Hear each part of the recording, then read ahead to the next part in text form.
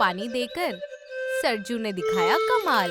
मिला उसे सोने का फल, बदल गया उसका हाल। लालच में आकर किशोर ने दरख्त पर किया वार। सीखा उसने सबक बड़ा, पूरा होता है लालच का बर्ताव। मेहनत, दया और सच्चाई से बदला गांव का हाल। जादू नहीं, अच्छे दिल में छिपा है असली कमाल। तेज धूप है, सरजू की झोपड़ी छोटी और पुरानी है। मिट्टी की दीवारों में दरारें हैं, छत की सूखी घास झड़ रही है। बारिश नहीं हुई इसीलिए जमीन पर धूल है। सरजू बेंच पर बैठा है, वो अपने खाली हाथों को देखता है।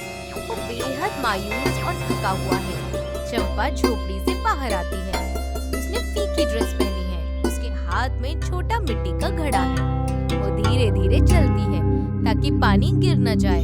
वो अपने पापा के सामने बैठती है। वो देखती है कि सरजू मायूस है। वो हल्की सी मुस्कान देती है ताकि वो अच्छा महसूस करे। सरजू सूखी रोटी उठाता है। वो उसे 2 हिस्सों में तोड़ता है। बड़ा हिस्सा चंपा को देता है। चंपा रोटी को देखती है। उसे पता है कि उसके पापा भी भूखे हैं। वो रोटी वापस देने की कोशिश करती है, लेकिन सरजू मना कर देता है। वो चाहता है कि चंपा पहले खाए। चंपा बेटा, ये लो रोटी खा लो। आज हमारे पास बस इतना ही है। कल मैं जंगल जाऊंगा ना तो और लेकर आऊंगा, और जब मैं बाजार में बेचूंगा तब हम भर पेट खाना खाएंगे। नहीं पिताजी, आप भी खाइए। आप दिन भर काम करते हैं, मुझे जोर की भूख नहीं लगी है। भगवान हमारी मदद जरूर करेंगे, आप मेहनत कीजिए। तुम बहुत अच्छी बच्ची हो। तुम्हारी बातें सुनकर मुझे जुर्रत मिलती है। बस थोड़ा सब्र रखो, अच्छे दिन जरूर आएंगे। चंपा सर हिलाकर मान जाती है। सरजू भी उसकी ओर देखकर सर हिलाता है। कुछ वक्त बाद सरजू धूल भरे रास्ते पर चलता है। उसके कंधे पर उसकी कुल्हाड़ी है। वो एक बड़े घर के बाहर किशोर को खड़ा पाता है। किशोर चमकदार कपड़े पहने हैं। वो सरजू को देखकर हंसता है। किशोर को अपने पैसों का दिखावा करना अच्छा लगता है। वो सरजू के पुराने कपड़ों की ओर इशारा करता है और मुंह बनाता है। सरजू कुछ नहीं कहता, वो बस आगे चलता रहता है। वो अपने पड़ोसी से झगड़ा नहीं करना चाहता था। उसे अपनी बेटी के लिए लकड़ी ढूंढने पर गौर करना था। अरे ओ सरजू, कहाँ जा रहे हो फटेहाल? लगता है आज भी तुम्हें सूखी लकड़ियां ही हासिल होंगी। मेरी तरह मेहनत करो तो शायद कभी 2 वक्त की रोटियां मिल जाए। सबका अपना नसीब होता है किशोर भाई। मैं अपनी मेहनत से खुश हूँ। ऊपर वाला सबका अच्छा करे। ऊपर वाला उसका ही अच्छा करता है जिसके पास दिमाग होता है। जाओ जाओ, अपना काम करो। सरजू मजाक से दुखी होता है, मगर वो खामोश रहता है और वहाँ से चला जाता है।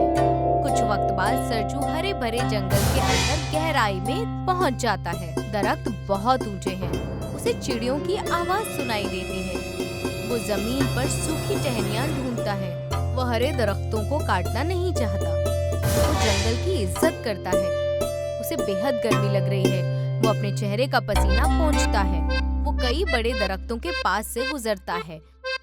तभी उसे कुछ बहुत अजीब नजर आता है। एक छोटे से खाली जगह में एक दरख्त खड़ा है जो बेहद बीमार लगता है। उसमें एक भी हरी पत्ती नहीं है। उसकी टहनियाँ पतली और भूरी हैं।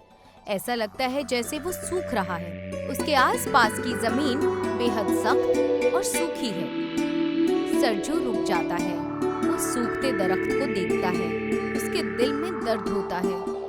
वो अपनी थकान भूल जाता है। वो अपनी भूख भी भूल जाता है। वो इस दरख्त की मदद करना चाहता है। वो दरख्त की छाल को छूता है। छाल बहुत गर्म लगती है। ओह, ये बेचारा दरख्त तो प्यासा मर रहा है।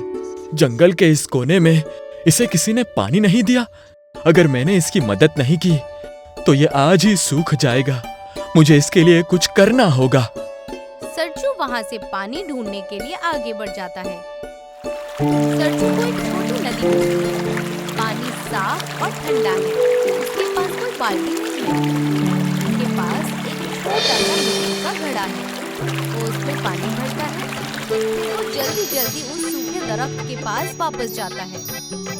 वो दरख्त की जड़ों में पानी डालता है। वो कई बार नदी और दरख्त के बीच आता जाता है। वो तेज दौड़ रहा है। उसकी सांसें तेज चल रही हैं। उसके पैर दुख रहे हैं, मगर वो रुकता नहीं। वो घड़ा भरता है, दरख्त के पास आता है और पानी डालता है। वो ये काम लंबे वक्त तक करता रहता है। वो दरख्त के पास पड़ी सूखी पत्तियां हटा देता है। वो मिट्टी में एक छोटा सा गड्ढा बनाता है ताकि पानी वहीं रुके। वो दरख्त से बातें करता है। वो दरख्त को एक छोटे बच्चे की तरह संभालता है। उसे उम्मीद है कि ये दरख्त बच जाएगा। थोड़ा और पानी पी लो दोस्त, मैं तुम्हें मरने नहीं दूंगा। बस थोड़ी हिम्मत रखो, कल मैं फिर आऊंगा और मैं तुम्हारे लिए ढेर सारा पानी लेकर आऊंगा। तुम जरूर ठीक हो जाओगे। अब दरख्त अच्छी तरह से सींचा हुआ और थोड़ा ताजा लग रहा है। सरजू एक छायादार दरख्त के नीचे बैठ जाता है। वो बेहद थक गया है। तभी अचानक उस सूखे दरख्त से सुनहरी रोशनी निकलती है। रोशनी बहुत खूबसूरत है। सरजू हैरान हो जाता है। वो खड़ा होता है और अपनी आंखें मलता है। उसे लगता है कि शायद उसे कुछ गलत नजर आ रहा है। इस रोशनी से एक बुजुर्ग आदमी सामने आता है। उसकी लंबी सफेद दाढ़ी है। उसने चमकता हुआ सफेद कपड़े पहने हुए हैं। उसका चेहरा बहुत शांत और दयालु है। वो एक साधु है जो सरजू को देखकर मुस्कुरा रहा है। उसके पीछे खड़ा सूखा दरख्त अचानक हरा भरा हो जाता है। एक ही पल में उस पर सैकड़ों पत्तियां उग आती हैं। सरजू डर जाता है। वो एक कदम पीछे हटता है। तभी वो बुजुर्ग आदमी अपना हाथ उठाता है। डरो मत सरजू, मैं इस जंगल का रखवाला हूँ। मैंने तुम्हारी रहम देखी है। तुम खुद भूखे थे, फिर भी तुमने इस दरख्त की जान बचाई। तुम्हारी बेलौस आदत ने मुझे खुश कर दिया है। प्रणाम बाबा, मैंने तो बस वही किया जो सही था। किसी की प्यास बुझाना मेरा धर्म है। आप कौन हैं? मैं तुम्हारा इम्तिहान ले रहा था। ये दरख्त अब से तुम्हारी किस्मत बदल देगा। ये कोई मामूली दरख्त नहीं है, ये एक जादुई दरख्त है। साधु अपने डंडे से एक दरख्त को छूता है। छोटे छोटे पीले फल उगने लगते हैं। ये कोई मामूली फल नहीं, ये चमकते हुए सोने के बने हैं। सरजू अपनी आंखों पर यकीन नहीं कर पाता। उसने पहले कभी सोना नहीं देखा है। एक सोने का फल गिरकर सरजू के हाथ में आ जाता है। वो बेहद भारी है। साधु सरजू को एक चेतावनी देता है। ये लो सरजू, ये तुम्हारी ईमानदारी का फल है। ये दरख्त तुम्हें हर हफ्ते एक सोने का फल देगा। लेकिन याद रखना, लालच कभी मत करना। अगर तुम लालची बन गए तो ये दरख्त फिर से सूख जाएगा। इसे दूसरों की मदद के लिए इस्तेमाल करना। बाबा, मैं आपसे वादा करता हूँ, मैं इस सोने का इस्तेमाल सिर्फ अपनी जरूरत और दूसरों के अच्छाई के लिए ही करूँगा। आपका बहुत बहुत शुक्रिया। इतना कहकर साधु हवा में गायब हो जाता है। सरजू वहीं खड़ा हो जाता है, हैरान और खामोश। शाम के वक्त सरजू घर आता है। वो बेहद खुश है। सरजू चंपा को सोने का फल दिखाता है। चंपा हैरान रह जाती है। वो सोने को छूती है। उसे लगता है कि ये चमत्कार है। दोनों साथ बैठते हैं और सोचते हैं कि इस सोने का क्या करना चाहिए। पापा, क्या ये वाकई में असली सोना है? अब हमें कभी भूखा नहीं रहना पड़ेगा। हम अपनी छत ठीक करेंगे और नए कपड़े भी लाएंगे। हाँ बेटा, लेकिन बाबा ने कहा है कि हमें लालच नहीं करना है। हम उतना ही लेंगे जितने की हमें जरूरत है। बाकी हम कस्बे के गरीब लोगों में बांट देंगे। चंपा हाँ में सर हिलाती है। यहीं पर दिन खत्म हो जाता है। अगले दिन सरजू बाजार जाता है। वो सोने का एक छोटा सा टुकड़ा बेचता है। उसे बहुत सारे पैसे मिल जाते हैं। वो चावल और दाल के बोरे खरीदता है। वो ताजे फल सब्जियां भी लेता है। घर लौटते वक्त वो गांव के गरीब लोगों के घरों पर रुकता है। वो उन्हें खाना और कुछ सिक्के देता है। काका, ये लीजिए थोड़े पैसे और राशन। अब आपको भूखा नहीं रहना पड़ेगा। ऊपर वाला सब ठीक करेंगे। तुम बहुत नेक इंसान हो सरजू। ऊपर वाला तुम्हें हमेशा खुश रखे। तुम्हारी वजह से आज मेरे घर में चूल्हा जलेगा। सरजू को अंदर से बहुत खुशी महसूस होती है। उसे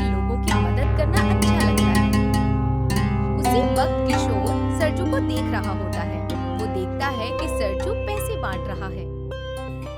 उसे बहुत जलन होती है। वो सोचता है कि एक गरीब आदमी इतना अमीर कैसे बन गया। उसे लगता है कि सरजू को वो खजाना मिल गया है। वो इसका राज जानना चाहता है। ये सरजू तो रातों रात रईस बन गया। जरूर इसके पास कोई खजाना है, मुझे पता लगाना होगा। वो गुस्से में अपना सर हिलाता है। रात को सरजू अपने घर से बाहर निकलता है। उसके हाथ में एक पुराना थैला है। वो चारों ओर देखता है, कहीं कोई उसे देख तो नहीं रहा। जब उसे यकीन हो जाता है कि कोई नहीं देख रहा, तो वो आगे बढ़ जाता है। लेकिन दरख्त के पीछे किशोर छिपा होता है। वो चुपचाप सरजू के पीछे चल पड़ता है। सरजू उस जादुई दरख्त के पास पहुंचता है। उसे ये पता नहीं होता कि किशोर उसका पीछा कर रहा है। वो दरख्त के पास रुकता है और उसे 2 बार हल्के से थपथपाता है। कुछ ही वक्त में एक सोने का फल जमीन पर गिरता है। सरजू उसे उठाकर अपने थैले में रखता है और वहां से चला जाता है। किशोर ये सब देख लेता है। उसकी आंखें लालच से चमक उठती हैं। ओह, ये क्या? ये तो सोने का दरख्त है। मैं इसे चुरा लूंगा और सबसे रईस आदमी बन जाऊंगा। ये कहकर वो कुछ वक्त तक सोचता है। अब मैं इस दरख्त को काटकर सारा सोना निकाल लूंगा। फिर मुझे किसी के सामने हाथ नहीं फैलाना पड़ेगा। ये सारा सोना मेरा है। वो नियमों की परवाह नहीं करता। वो सिर्फ रईस बनना चाहता है। और अगली रात किशोर कुल्हाड़ी लेकर दरख्त के पास आता है। वो कुल्हाड़ी को ऊपर उठाता है और पूरी ताकत से दरख्त पर वार करता है, मगर दरख्त नहीं टूटता, बल्कि वो हिलने लगता है। आसमान में तेज गर्ज सुनाई देती है। सोने के फल काले पत्थरों में तब्दील हो जाते हैं और गुस्से में लगता है। तभी सरजू दौड़ता हुआ वहां पहुंचता है और किशोर को कुल्हाड़ी के साथ देखता है। वो दरख्त को हिलते हुए देखता है। दरख्त की डालियां सांपों की तरह हिलने लगती हैं। वो किशोर को पूरी तरह से जकड़ लेती हैं। किशोर फंस जाता है। वो मदद के लिए गुहार लगाता है। वो बहुत डर जाता है। डालियां बहुत कसकर उसे पकड़ी हुई हैं। बचाओ, बचाओ, सरजू, मुझे बचाओ। ये दरख्त मुझे मार डालेगा। मुझसे गलती हो गई, मुझे माफ कर दो। तभी वहां साधु प्रकट होता है। वो अब बेहद गुस्से में है। उसकी आंखों में तेज गुस्सा नजर आ रहा है। वो अपना डंडा किशोर की ओर उठाकर इशारा करता है। लालची इंसान, तुमने अपनी लालच की वजह से इस अच्छे दरख्त पर वार किया। तुझे इसकी सजा जरूर मिलेगी। तभी सरजू आगे बढ़ता है और घुटनों के बल बैठ जाता है। बाबा, एहसान करके इसे छोड़ दीजिए। ये अपनी गलती समझ गया है। लालच ने इसका दिमाग बर्बाद कर दिया था। एक और मौका इसे दे दीजिए। साधु सरजू की ओर देखता है। वो देखता है कि सरजू अब रहम दिल है। वो किशोर को एक आखिरी मौका देने का फैसला करता है। वो अपना डंडा घुमाता है। दरख्त की डालियां किशोर पर गिरती हैं। किशोर जमीन पर गिर जाता है। सिर्फ तुम्हारी वजह से मैं इसे छोड़ रहा हूँ सरजू। किशोर, याद रखना, जो दूसरों का बुरा चाहता है उसका कभी अच्छा नहीं होता। किशोर तुरंत अपनी गलती समझ जाता है। वो घुटनों के बल बैठ जाता है और माफी मांगता है। बाबा और सरजू, मैं आप लोगों से इस गंदे काम के लिए माफी चाहता हूँ। मैं वादा करता हूँ कि अब से कभी लालच नहीं करूंगा और सबकी जितनी हो सके मदद करूंगा। साधु सहमति में सर हिलाता है और फिर से हवा में गायब हो जाता है। सरजू और किशोर एक दूसरे को देखते हैं।